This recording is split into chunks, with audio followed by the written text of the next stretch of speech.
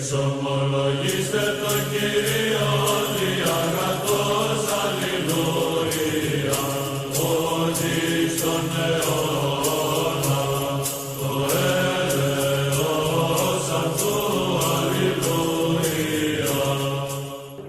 Okay, right, guys, I'm going to do another topic now. So, just let me put this in here. In fact, I'll hold on to it. Right. So, guys, thank you very much for listening. I hope you found that Q&A interesting. And now I want to do a topic. And then I'll go on to questions. After I make each point, ladies and gentlemen, I'll invite a question before I continue with what I'm saying. Bear with me, please, while I find my notes. Right. So I'm sure, ladies and gentlemen, you saw the recent chaotic scenes in our parliament this week, where the SNP and the Conservative Party basically walked out of our parliament. And we saw, ladies and gentlemen, the mother of all parliaments descend into chaos this week.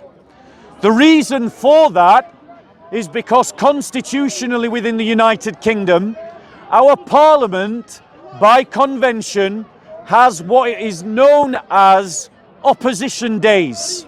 That's when opposition parties to the governing party are allowed to lead the debate in parliament. They're allowed to choose the topic of what is debated in our parliament.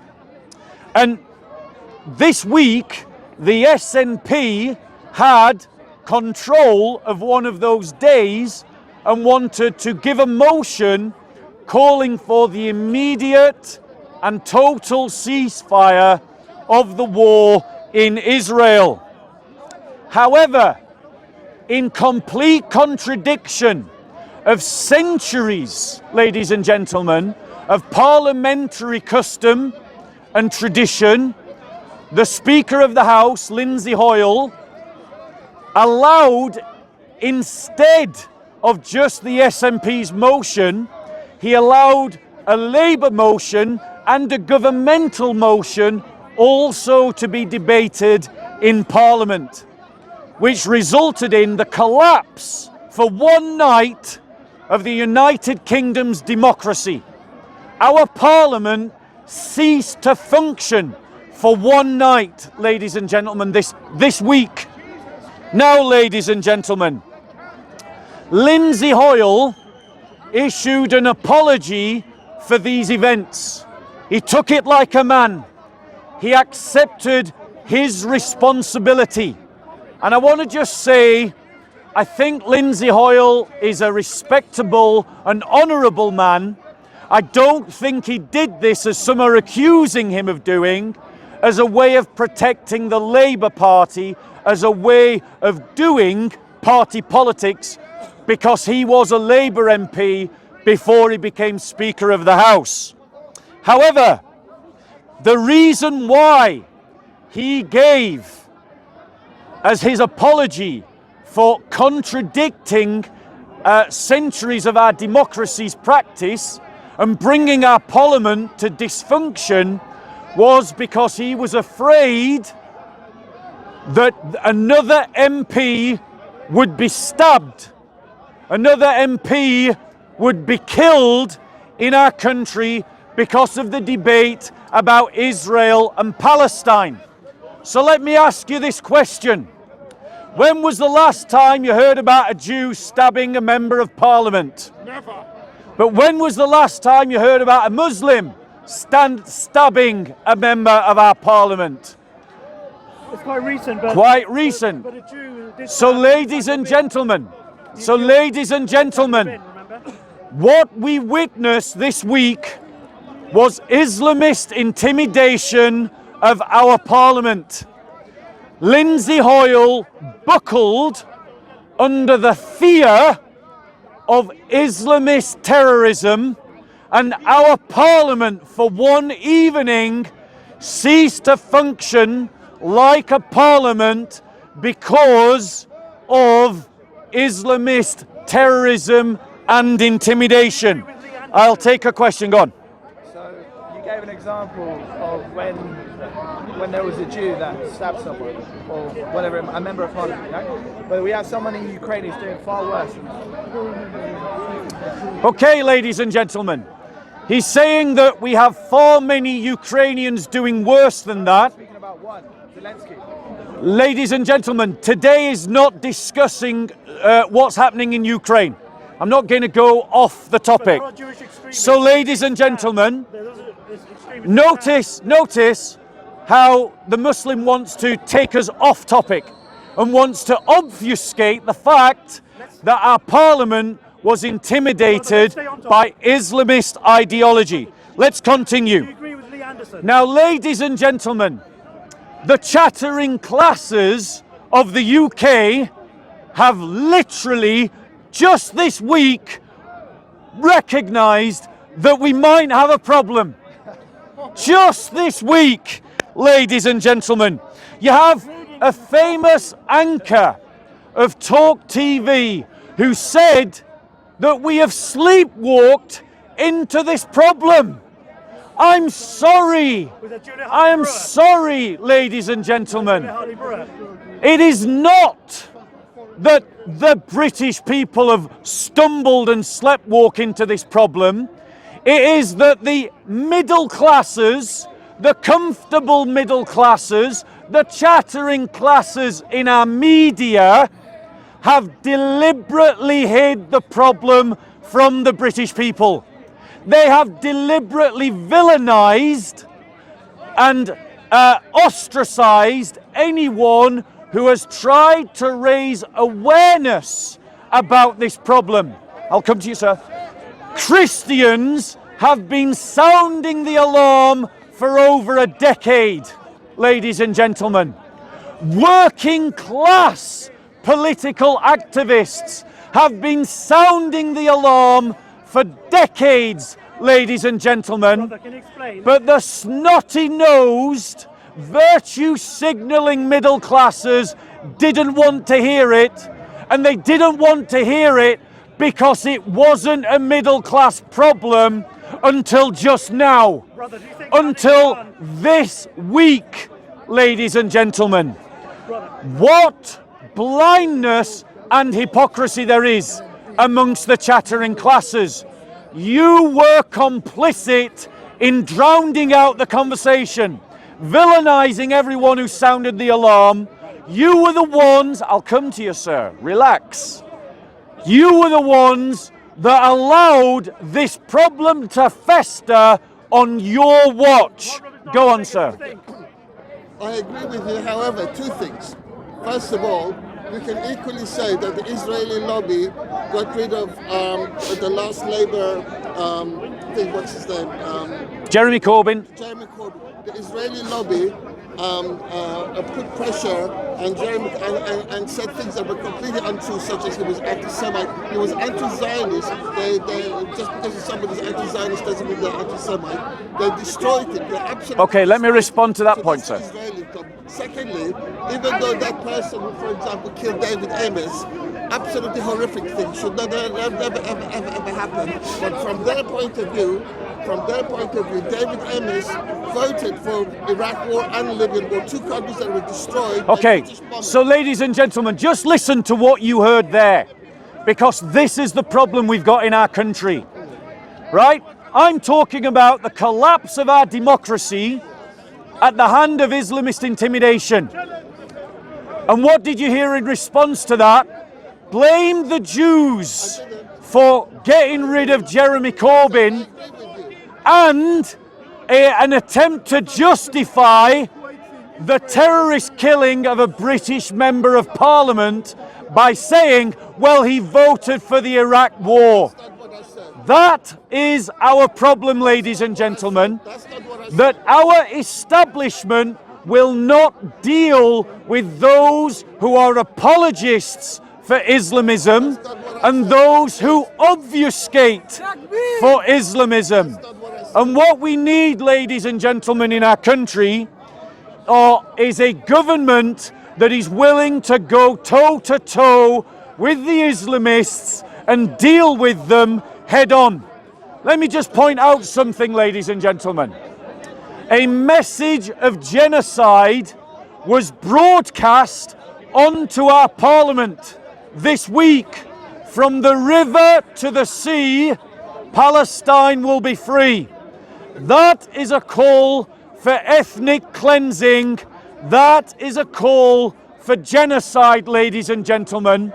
And the British police said that it was not a crime. I guarantee, ladies and gentlemen, if you walk through the streets of London on an anti-Muslim protest saying that from the Irish Sea to the North Sea, the United Kingdom would be free, implying from Muslims, you would be arrested. And rightly so, because you would deserve to be arrested. But we have double standard policing in the United Kingdom, ladies and gentlemen, in which certain groups are allowed to do whatever they want because the liberal establishment is too scared to take them on head on. They're frightened to use the full apparatus of state, the full apparatus of law, and the full apparatus of government against Islamists in this country. Right, go on, sir. Okay, first of all, I don't know how you said I'm an apologist. I started off by saying I agree with you to that extent, and I said what happened to Mr. Ennis was horrific. That's what I said. So I don't know why, after hearing what I said, you're an apologist. That's a slur to begin with. My point was when you point the finger, there's three fingers pointing back at you. So when British, I'm just dividing it. I'm saying when the British bombed Libya to oblivion, and these MPs, these cowardly MPs, voted for the bombing of Libya to oblivion, then just like your book says, if you live by the sword, you die by the sword. I'm not saying. Okay, allow me to reply. It's horrific. I don't agree with it. It's horrific. But this is what happens. You live by the sword, you die by it. So once again, you heard an attempt to legitimize violence against British parliamentarians because of their foreign policy. In other words, they brought it on themselves. But there you go, they did, there you go. He's just said they did because they voted to bomb Libya. Now, ladies and gentlemen, let me continue. This week, ladies and gentlemen, Islamist thugs broke into a Conservative Party fundraiser and disrupted the event. A candidate for the by-election in Rochdale, I think it's Rochdale, where George Galloway is standing, a candidate for the Reform Party was barred entry by Islamist thugs to a political hustings, ladies and gentlemen. And on both occasions, the police did nothing, ladies and gentlemen. The state is demonstrating to anyone willing to witness the evidence that it is not willing to defend you. It is not willing to defend democracy. It is not willing to stand up against the Islamists. And left-wing militants, like certain members of the Labour Party, are either sympathetic to Islamist ideology or for their own political reasons are willing or do turn a blind eye to Islamist militancy and Islamist politics. They are covering for the actions of Islamists by trying to talk about the threat of the right wing. But ladies and gentlemen, MI5 has stated that it has 43,000 people that it is trying to monitor in this country. 90% of them are Islamists. So on what grounds, evidentially, can the left-wing Labour Party say that the right wing is the threat that we need to deal with when MI5 is saying that 90% of the threat that they are having to deal with is coming from the Islamists. Go on, sir. Right. Can I respond to that? Go on. Are you? Have you got any evidence, or can you be sure that Sadiq Khan is being controlled by Islamists? Right. So the question is, ladies and gentlemen, is Sadiq Khan being controlled by Islamists? No, I have no evidence. I am not the one that made that claim. It was a Conservative MP that made that claim. However, let's ask some questions. Who is in control of our police? Sadiq Khan. Who is the one that allowed anti-Jewish, hate-filled, pro-Islamist marchers in our streets? Sadiq Khan. Is Sadiq Khan controlled by Islamists? I cannot say. Has Sadiq Khan allowed pro-Islamist marchers in the streets of London? Yes, he has. You make up your own mind what that says about Sadiq Khan's politics. Let me go on, ladies and gentlemen. You have no manners, and until you learn some manners and stick your hand up without interrupting, you won't get to come into this conversation. No. Ladies and gentlemen, let's be clear. Liberal secularism is failing everywhere. The Christians believed liberal secularism would protect it in Nigeria. It did not. The Christians believed liberal secularism would protect it in Lebanon. It did not. Liberal secularism has not protected the churches of France. Liberal secularism has not protected the churches of Canada. Liberal secularism has not protected the churches of America. Liberal secularism in the United Kingdom did not protect tens of thousands of children from being groomed by Muslim child grooming gangs. Liberal secularism did not protect our children from being bombed in stadiums in Manchester. Liberal secularism did not protect our soldiers from being killed in the streets. Liberal secularism has not protected our teachers, who some are now in hiding for years. Others have suffered intimidation and violence because of what they have taught or because of the policies of their school. Nor has it protected head teachers from intimidation and violence and death threats. Ladies and gentlemen, liberal secularism has not protected children from being an entire family from being intimidated by the Muslim community and then being forced by a police officer to go to a mosque and to make a public apology for a childhood scuffle that scuffed a Quran. Liberal secularism, ladies and gentlemen, has not protected St. James Church from having all of its windows smashed in by a Muslim who said in court that he hated Christians. Liberal secularism did not protect Nisar Hussain from a campaign of violence and intimidation that ended in an attempt on his life in Bradford and then him being forced from his home by the Muslim members of the Muslim community in Bradford. It didn't protect a church in East London from having its cross torn down. Liberal secularism has not protected the Jews of London from weekly acts of intimidation and acts of anti-Semitic violence against Jewish schools, Jewish businesses, and against the Jewish community at large. Liberal secularism did not protect the Hindus of Leicester from Muslim gangs roaming the street looking for Hindus to beat up and intimidating Hindus outside of their temple.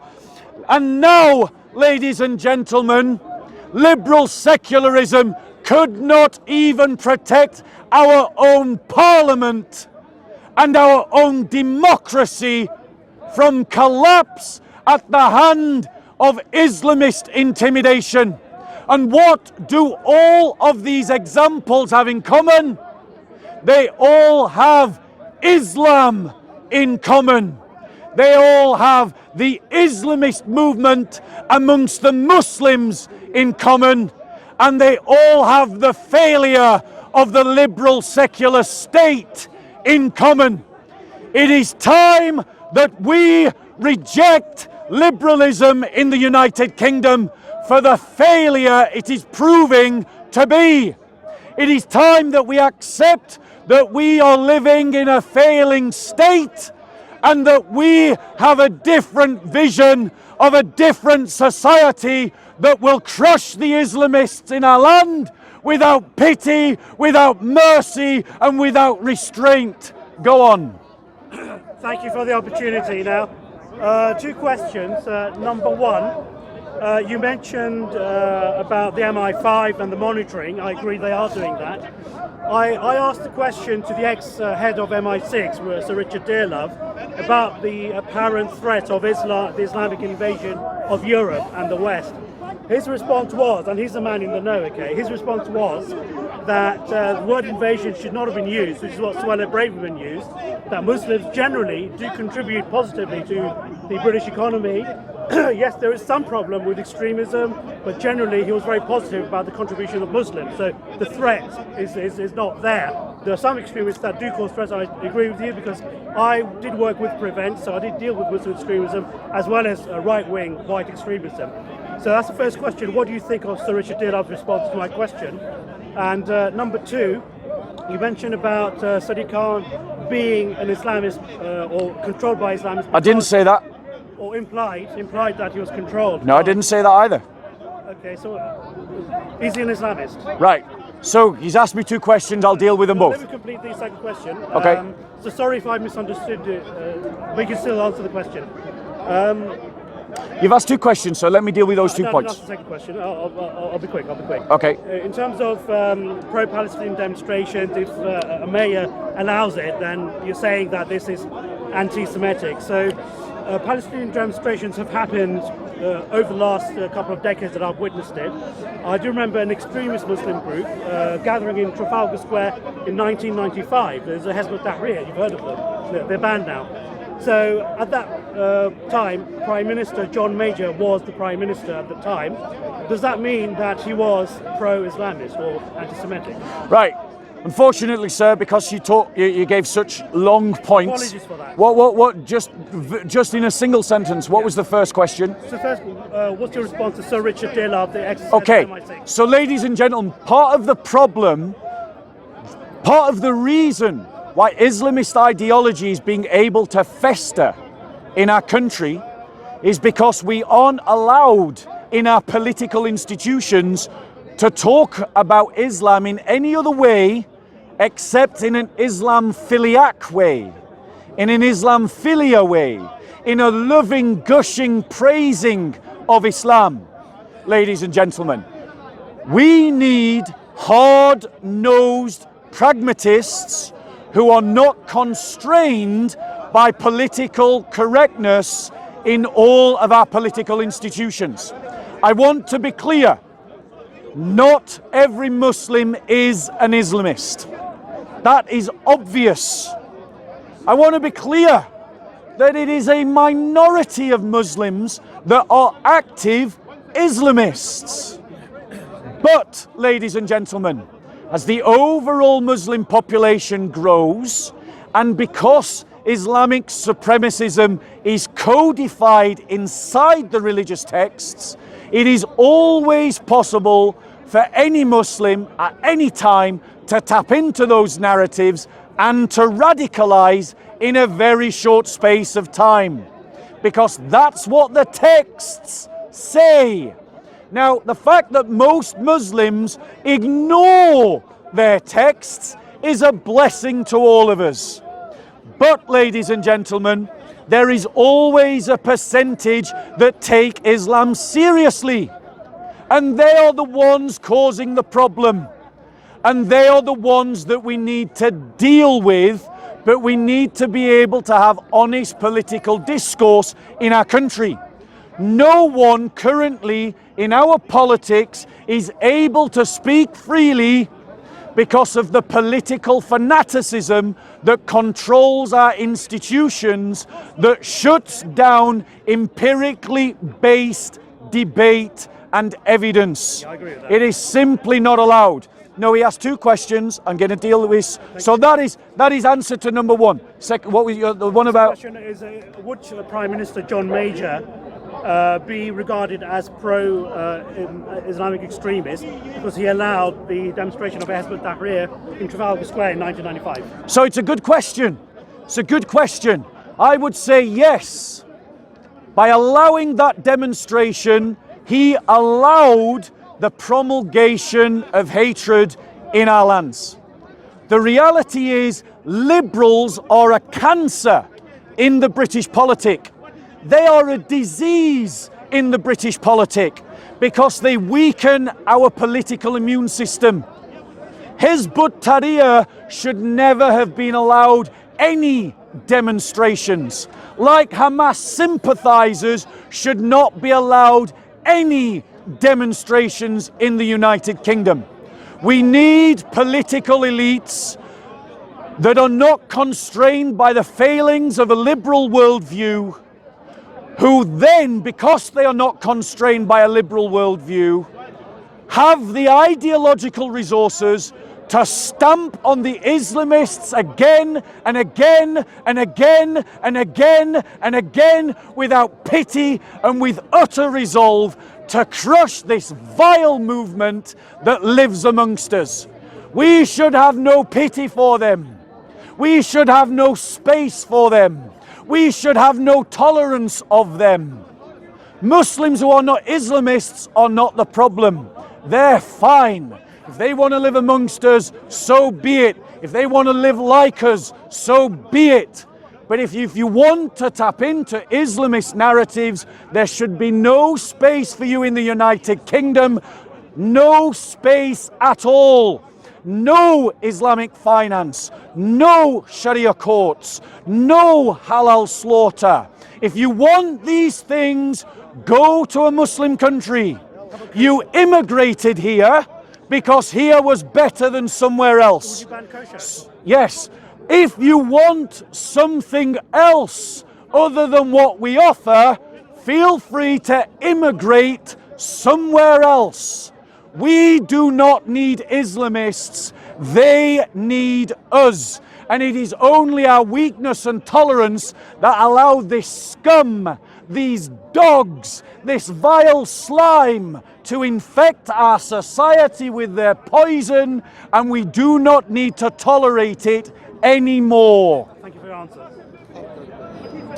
You said that radical Islam is a minority, but when you say minority, how much of a minority do you mean? Because back a few years ago, the Channel 4, I think it was, did a documentary asking how many Muslims in the UK sympathise with radical Islam, and about 30 or 40% of them said they do. Right. So it's a good question, and it's an evidence-based question.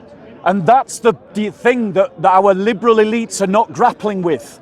However, 30%, 40% is still an absolute minority, because that means that at least 60% or 70% of Muslims have no truck with Islamism whatsoever. But what is 30% of 4 million people? That's a large number. The number of actual active Islamists seems to be, from research like Pew Research, around 3%. 3%, ladies and gentlemen, of 4 million people is in the tens of thousands. That's a big number. And that number seems to be growing. 3% amongst 1 billion people results in tens of millions of people. But our liberals won't look at these facts head on. They want to obfuscate them, particularly because of the left, who confuse religion with ethnicity as if they're the same thing, despite the fact that both Muslims and Christians both deny that connection. Ladies and gentlemen, liberal secularism is clearly not working effectively, and we all have to acknowledge that. The problem is the liberalism.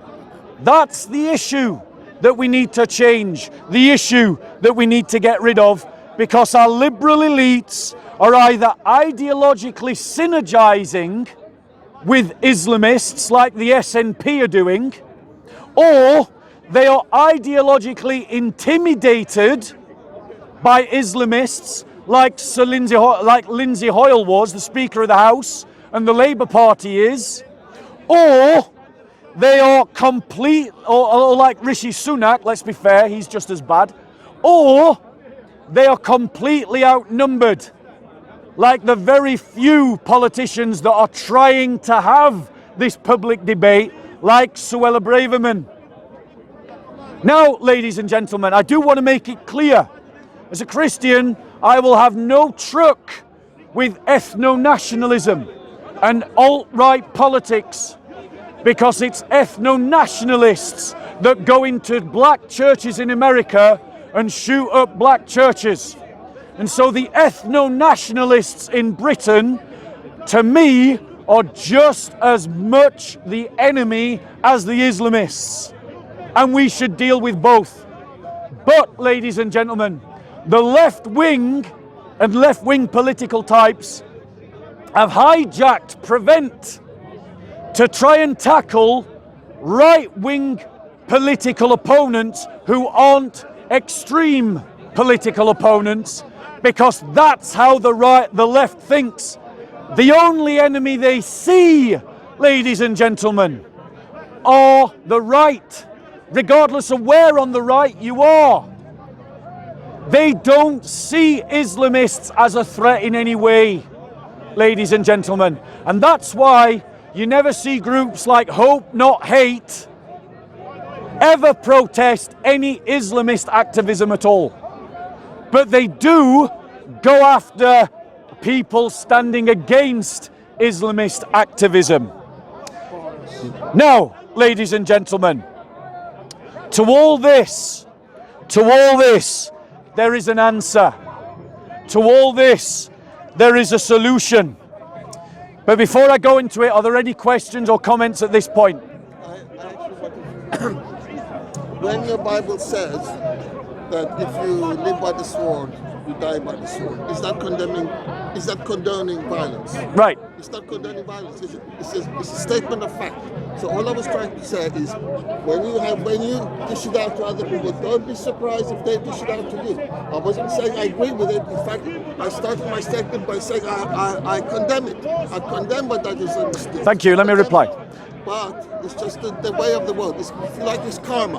If you dish it out, don't be surprised if they dish it back to you. So when the Western countries, they bombed the shit out of Libya, they bombed the shit out of Iraq, they perceive it as the attack of Christianity against Islam. You have to look at what they Okay, allow me to reply, sir. I'm not saying I'm on their side. I'm on their Okay, allow me to reply, sir. But what is there? Okay, allow me to reply. So let's be clear, ladies and gentlemen.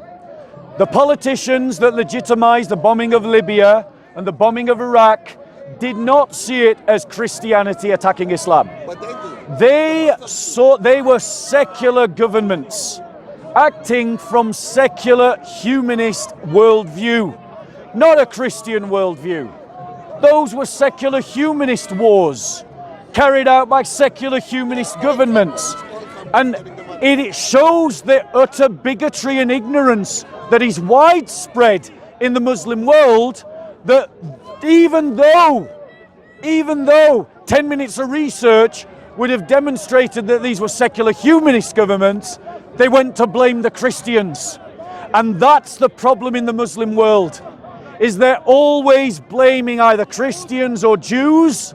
They never blame themselves.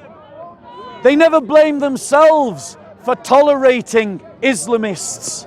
They never blame themselves for backing totalitarian dictators. They never blame themselves for the hypocrisy in their land that is cultivated by their own Sharia customs and courts. Ladies and gentlemen, it's always someone else's fault. We in the West need to stop rolling over to this silly polemic. It is not our fault that the Islamic world is not working.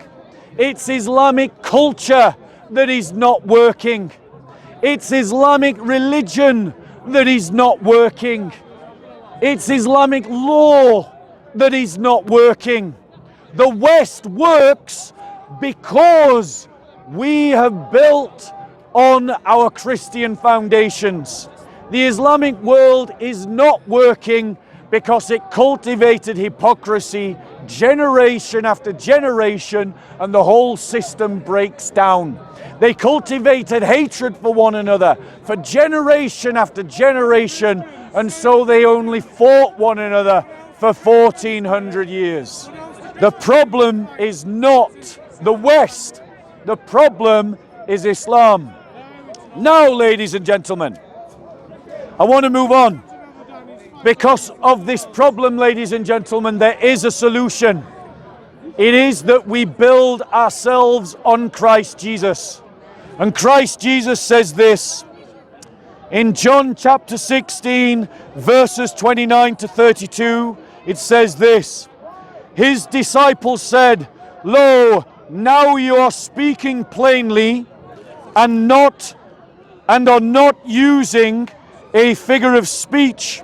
Now we know that you know all things and have no need for anyone to question you. By this we believe that you came from God. Jesus answered them, Do you now believe? Behold, an hour is coming and has already come, for you to be scattered, each to his own home, and to leave me alone. And yet I am not alone, because the Father is with me. These things I have spoken to you, so that in me you may have peace. In the world you have tribulation, but take courage. I have overcome the world. Christ commands us to take courage. Christ commands us to take courage. Not like the liberals who are currently cowering and hiding. Another way that could be translated from the Greek is to be courageous. Christ is commanding us as Christians to be courageous. So in what way must we as Christians be courageous, given everything that I have said in this conversation? We must be courageous to endure the injustices, the slights, the insults, and the misrepresentations that the left will throw at us when we stand up to the Islamists and we stand up to Sharia law. They will call us racists, they will call us bigots, and we must be courageous in the face of these slights and insults, because our cause is just. We must be courageous to describe the world as it actually is, not as the liberal media want us to believe that it is. We must speak truth to power, even though that power does not want to hear our voice. We must be courageous to free ourselves from the mantra of the two-party system, that we can either only vote Conservative or Labour. And we must vote and build a radical political alternative to the liberal elites and their liberal agenda. We must be courageous to organize ourselves in such a way that we can defend the church against any form of persecution, whether that is social, cultural, political, or economic, no matter what resistance we face. We must be courageous to think in non-liberal ways about this problem and about its solutions. That means, for instance, that we must value the new covenant more than the United Kingdom. we must value the church more than the nation. We must value the church above any individual Christian or self. We must value the gospel above inclusivity and tolerance. We must defend justice and righteousness before multiculturalism. We must strive towards Christendom before embracing any further liberal humanism. Any questions, ladies and gentlemen? You say that historically. Thank you. Yes. Go on. You say that historically Muslims did a lot of bad things to Christians. That's true.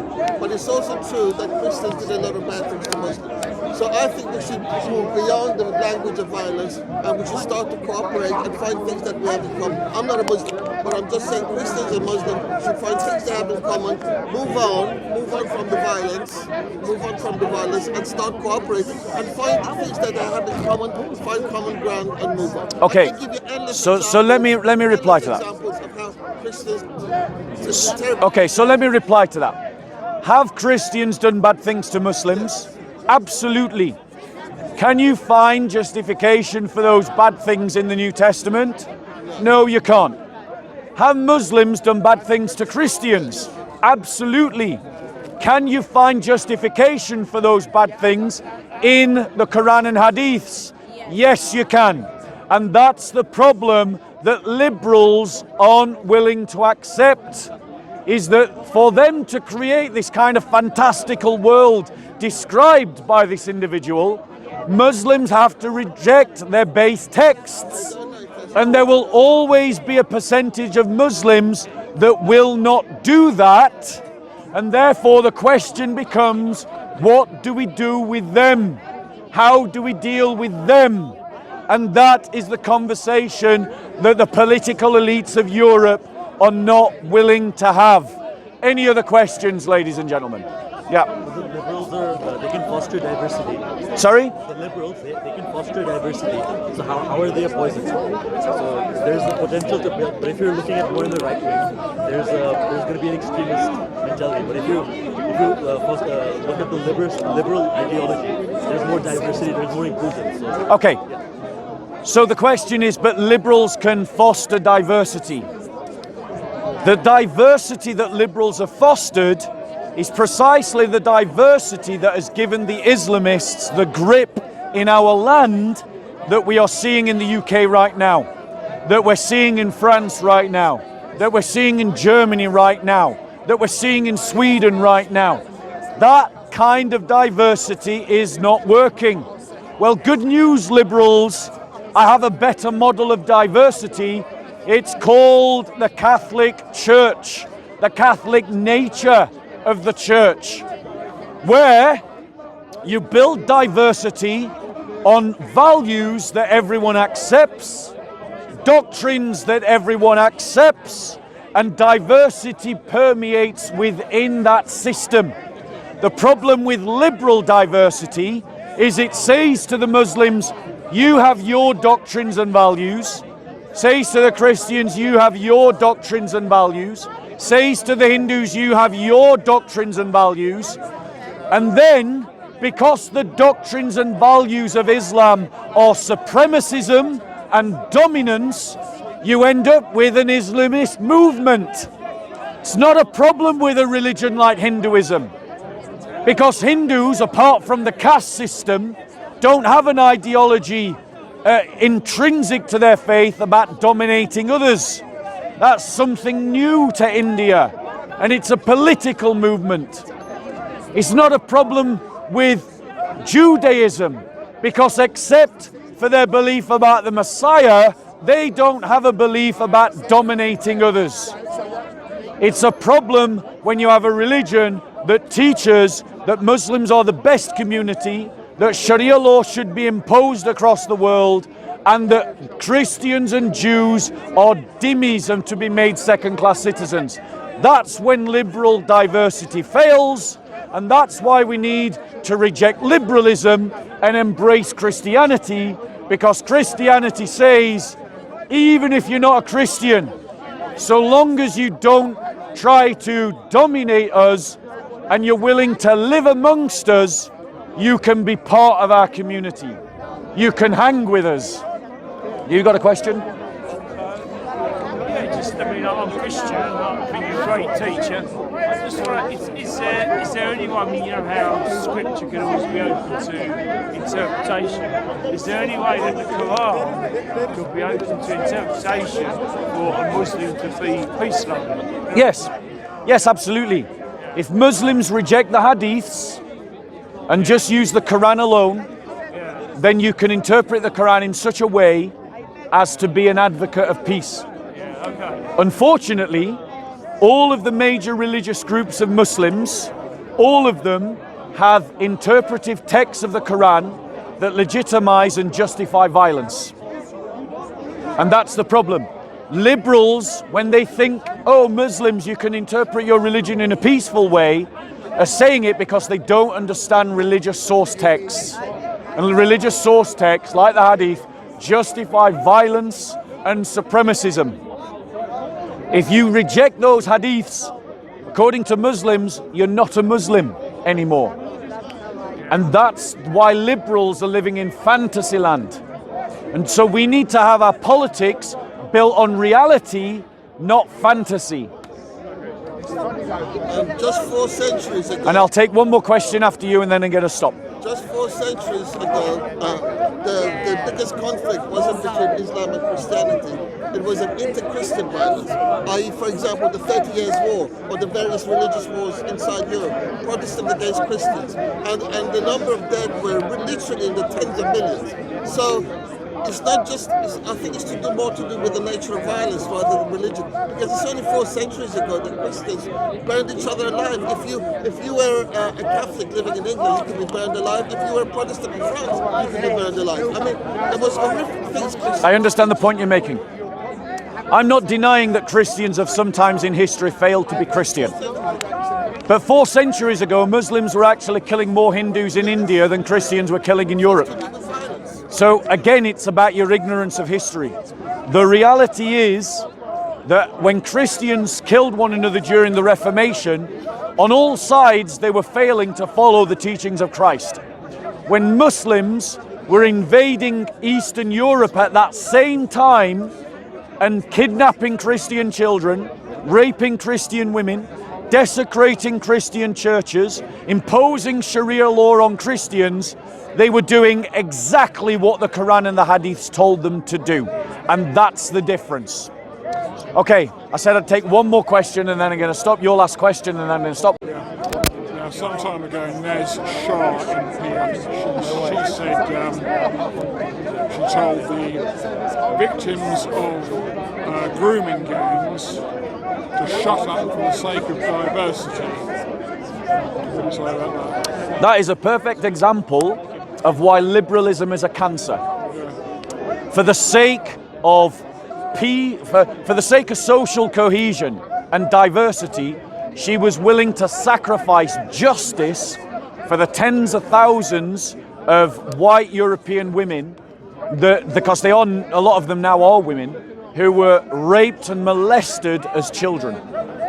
And that is another example of how the left obfuscates and takes the topic away from the victims of Islamists, because the left doesn't want to face up to the fact that we've got an Islamist problem in the UK. So it's a perfect example of why we should reject liberalism and why we should reject the Labour Party, which has become, sadly, a political party penetrated by Islamist sympathy and Islamist ideologues and the Islamist agenda.